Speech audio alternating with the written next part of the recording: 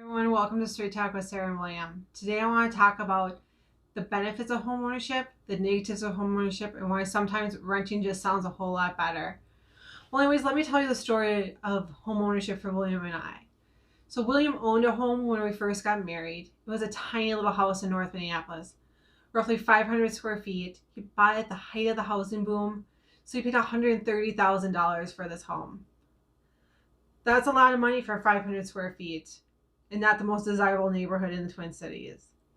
Well, anyways, this mortgage had adjustable rates on it, and it got to the point where we just could not afford those adjustable rates. So, like thousands or millions of Americans, we just let our house go back to the bank. After that house went back to the bank, we ended up just renting from a friend of his for a year. But again, the Great Recession hit her too, where she couldn't afford the home she moved to when she moved out of the house we were renting.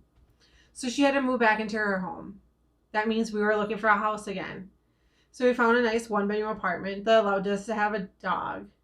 So we lived there for about 2.5 years, but rent just kept going up at that place again, and we didn't feel what we were paying justified what we were getting. So we moved on to another apartment building. This one I loved. It had a fireplace, it had a bay window, it had underground parking, it had a great kitchen, it had a swimming pool. I know that sounds like a huge selling point for apartments, and it is, but we never used it. Well, anyways, rent kept on going up there too. Along comes my boss and says, house he has is now for rent again. And for $1,000 a month, we can move into this 3-bedroom house with a fenced in yard for $50 more than we were paying for our 1-bedroom apartment. So we jumped at the chance. And we got here, we fell in love with the house. And we said, if we get an opportunity to buy it, we'll purchase it. So March 2019 comes along, and we did get the opportunity to purchase the house. Our landlord offered it to us with a contract for deed for 5 years, no down payment, but he gets to keep on using the garage for his classic cars for the length of the term of the contract.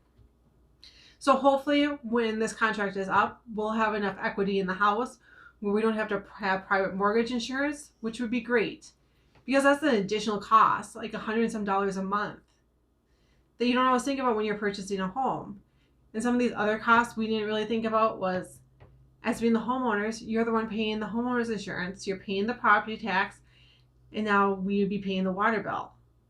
Now this place has an irrigation system, and one of those years we were living here during the summer months, it was $800 for the quarter. Trust me, I'm just going to let my grass die instead of paying $800 to keep it green.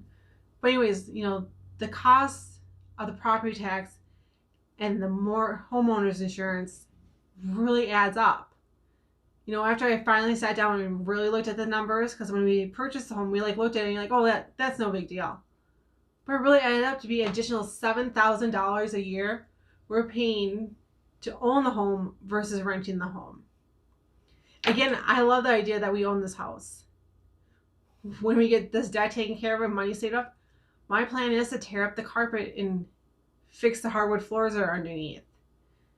Also get better tile in the kitchen because right now it's peel and stick and it's starting to separate so you can see the flooring. When you own a home, you can make those dreams come true. Like if you want a larger bedroom, you knock out a wall. You want to add bedrooms, you add walls. Those are all great benefits of owning a home. And hopefully your home appreciates in value so you get return on your dollar. So yeah, that part of homeownership sounds great, doesn't it? That you get to do what you want. But the negative side of homeownership is if an appliance breaks down, you're responsible.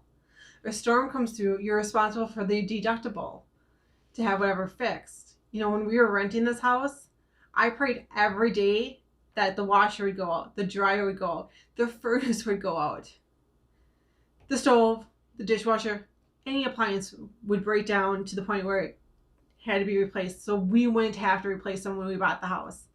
Now I pray every day that they keep working because we can't afford to replace them right now. Renting is wonderful if you want to move or if you're thinking you'll be moving more often, because realistically you need to be in a home almost 7 years to really make it worth your while. We don't plan on moving anytime soon. We both said the next time we move, we're moving to a retirement community in Florida.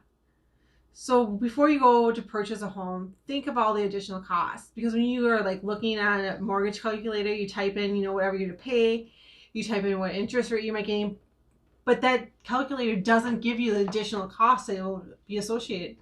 It doesn't figure in all the time insurance or property tax and stuff like that.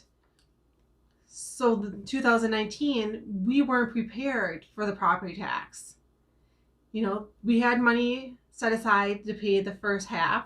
So in May, we were able to pay that one. But the October half, we didn't have. That had to go on a credit card. And that was, $1,500 or something like that. That just added to the debt we had because of all the additional costs of owning the home. So the time that we purchased the home, William's debt wasn't as high as it was.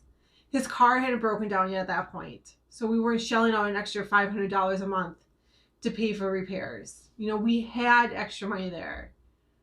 I don't know how much extra money we had, but I know we had extra money there. I also know that, we can afford what we have. It's not like we're house broke and stuff like that. It's just that when you don't think about all those additional costs, at some point it's going to hit you. Because when we were first looking at what it would cost to own the home, we're like, oh, we can absolutely do this, because you're so excited that you're going to be owning a home. You're just so excited that's going to be yours. But at some point, reality hits you. And like for us, I think it hit me a lot harder than it has hit William, because I love numbers. I love looking at numbers. I love spreadsheets and stuff like that. Well, when I added up those numbers for real, I'm like, that's an extra $7,000. And to me, I think about what I can do with another $7,000.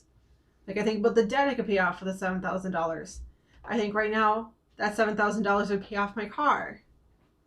But again, I'm really glad we bought the house. Don't get me wrong. But again, before you go to purchase a home, make a list of all the costs that are going to be associated with it, because you'll be surprised. So until next time, this is Straight Talk with Sarah and William. Have a good evening.